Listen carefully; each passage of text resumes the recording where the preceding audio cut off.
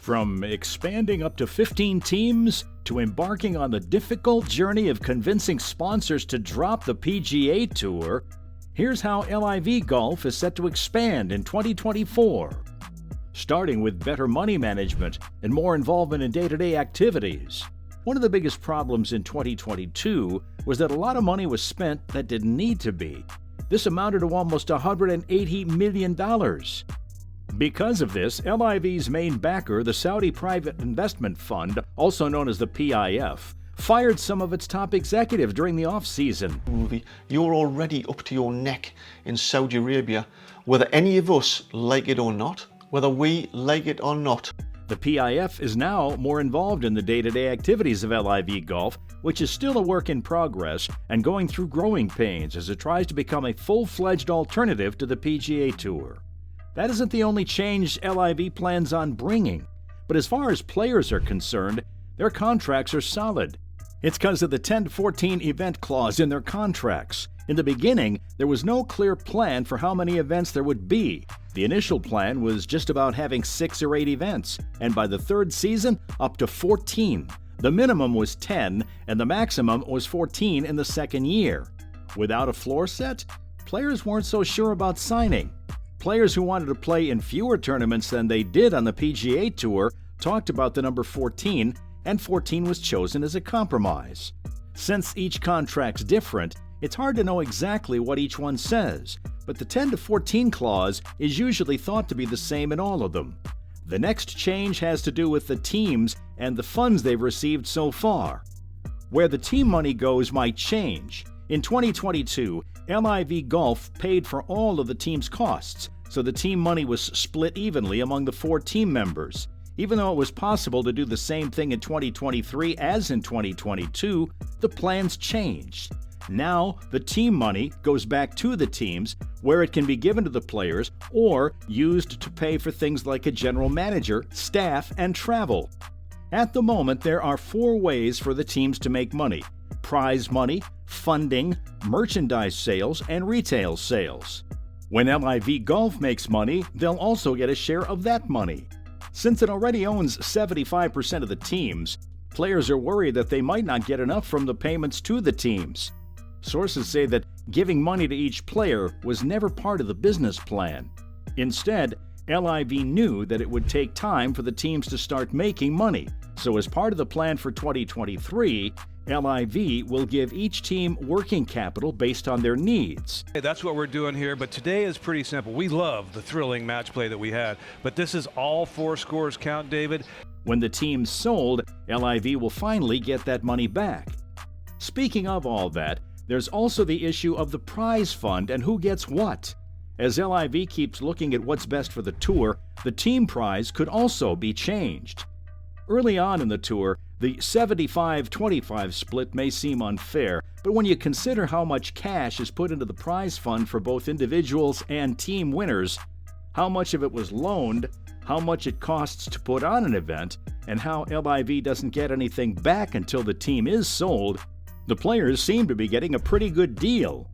At the moment, only the top 3 teams get prize money, but there's talk about increasing that to the top 5.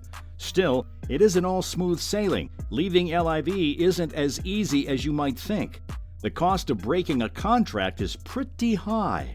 Some of LIV Golf's players still want to play on the PGA Tour, but many LIV golfers seem happy to play their 14 or more majors and call it a season, unless they want to play a one-off game in their hometown or somewhere they've done well. None of them want to play a full season on the PGA Tour, which is good because their LIV contracts don't stop them from playing a full schedule on another tour. My opinion is they shouldn't be here. They've been paid a lot of money to go play on a different tour. But they do make them keep their promise to LIV.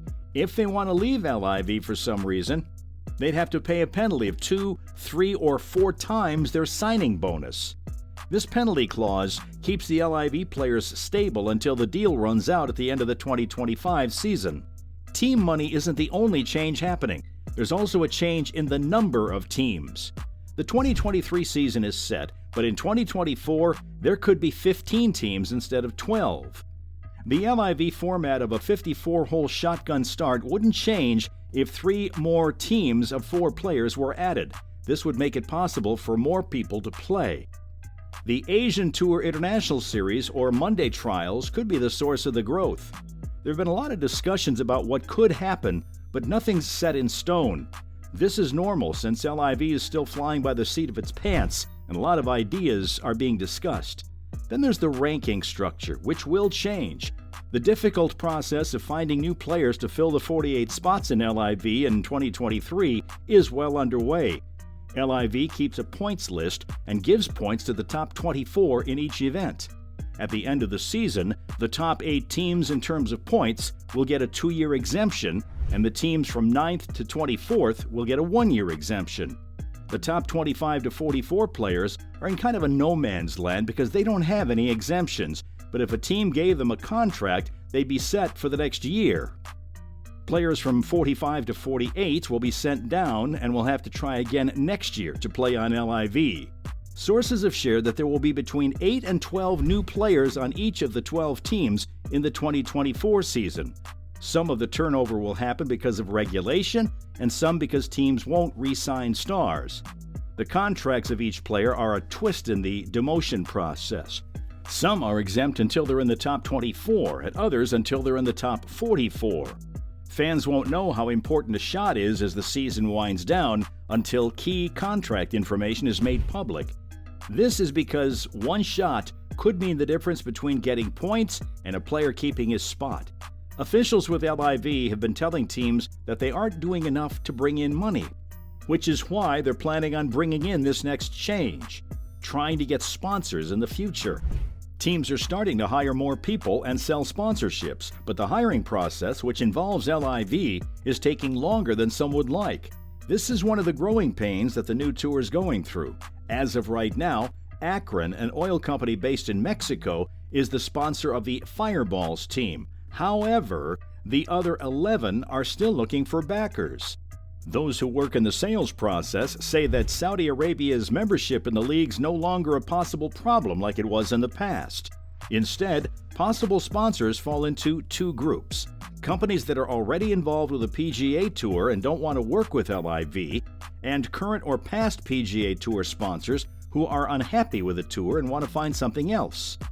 Most teams are currently in talks with companies, and most people think that the deals will be made soon.